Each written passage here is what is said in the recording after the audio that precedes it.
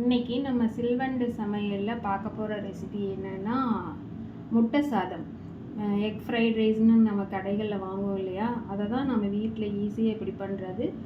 அதே மாதிரியே 2 பர்பஸ் தான். மத்தியானம் சாதம் கொஞ்சம் மீதமாயிடுச்சுன்னா ஈவினிங் வரும்போது குழந்தைங்களுக்கு கொடுக்கறதுக்காக கொஞ்சம் புதுசாக ட்ரை பண்ணி பார்த்தேன். நல்லா இருந்துச்சு. நீங்களும் இதே மாதிரியே செஞ்சு பாருங்கள். வாங்க வீடியோக்குள்ளே போகலாம். முட்டை சாதத்துக்கு 2 முட்டை எடுத்துட்டோம். கொஞ்சமாக நான் இதுக்காகலாம் சாதம் வைக்கல, மத்தியானம் வச்ச சாதம் தான். கொஞ்சமாக சாதம் எடுத்துக்கலாம். 1 கப் ரைஸ் ஆட்டம் எடுத்துக்குவோம்.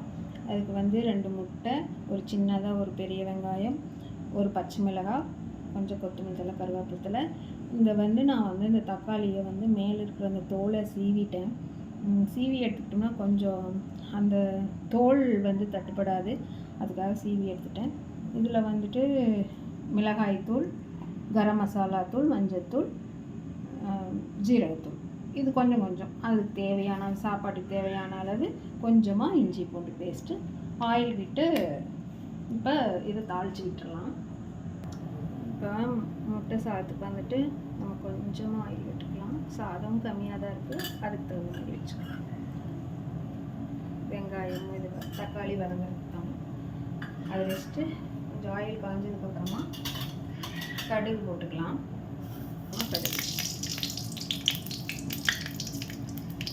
கடுகு இதெல்லாம் நமக்கே தெரியும்ல, நம்ம சாதம் எவ்வளோ விற்கிறோம், எவ்வளோ குவான்டிட்டி பண்ணுறோம், அதுக்கு தகுந்த மாதிரி கடுகு இதெல்லாம் போட்டுக்கலாம்.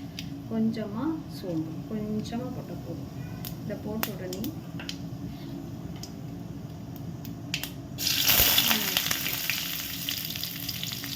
ஆனியன் நல்லா வதங்கட்டும். பாருங்கள், இந்த அளவுக்கு ஆனியன் வதங்கியாச்சு. நம்ம இந்த டைமில் பச்சை மிளகாய் சேர்த்துக்குவோம். பச்சை மிளகாய் சேர்த்துக்கிட்டோன்னே நம்ம கொஞ்சம் இந்த அளவுக்கு இஞ்சி பூண்டு சேர்த்துக்கலாம். சேர்த்துட்டு இந்த வாசனை இஞ்சி பூண்டோட பச்சை வாசனை போகிற அளவுக்கு வதக்கிக்கலாம். இந்த அளவுக்கு வதங்கிடுச்சு, போதும். இந்த டைமில் நம்ம இந்த மசாலா தூளெல்லாம் எடுத்து வச்சுருக்கோம் இல்லைங்களா, மிளகாய்த்தூள், மல்லித்தூள் கிடையாது, மிளகாய்த்தூள், கரம் மசாலா தூள், மஞ்சள் தூள், அப்புறமா ஜீரகத்தூள், அவ்வளோதான்.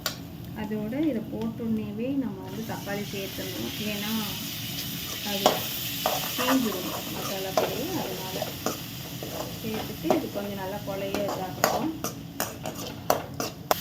இந்த டைமில் நம்ம இந்த முட்டை சாதம் எல்லாத்துக்கும் சேர்க்கிற மாதிரி உப்பை போட்டுடலாம். போதும். போட்டுட்டு கொஞ்சம் நேரம் கலந்து விட்டுடலாம். பாருங்கள், இந்த அளவுக்கு இதானா போதும்.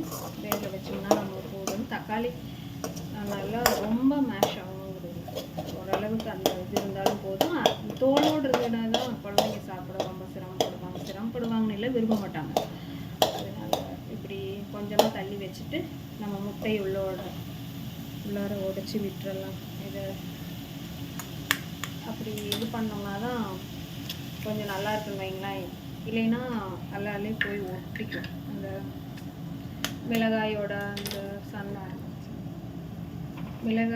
அந்த கேப்லாம் போய் இந்த முட்டை நின்றுக்கும். ஸோ இதை கொஞ்சம் இப்படி நல்லா கலந்து விட்டுட்டு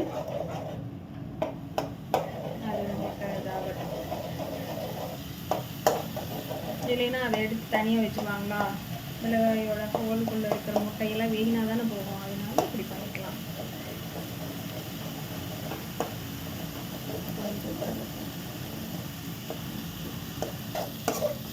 பாருங்கள், இந்த அளவுக்கு கலந்து விட்டு ரொம்ப ட்ரை ஆகிடக்கூடாது.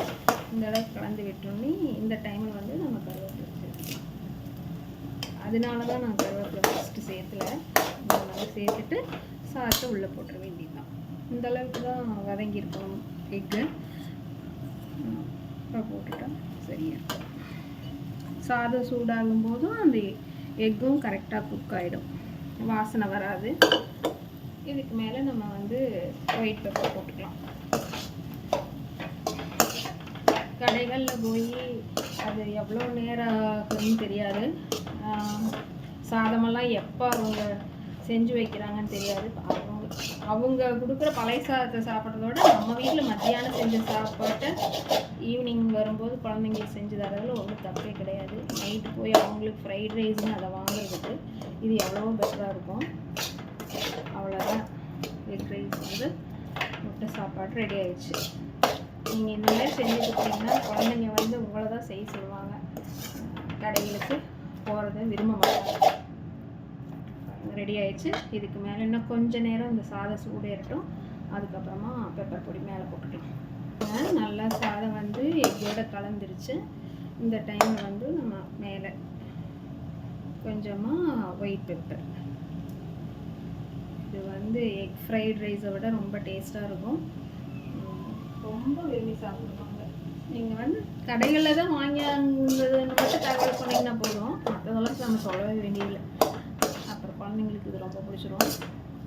இதுக்கு மேலே வந்துட்டு கொஞ்சமாக மல்லி இலை போயிட்டு அடுப்பு ஆஃப் பண்ணிட வேண்டியதான். ரொம்ப டேஸ்டியான ஆரோக்கியமான வகையில் நம்ம இதுக்கு வந்து முட்டை சாதம் செஞ்சுருக்கோம். இதே மாதிரியே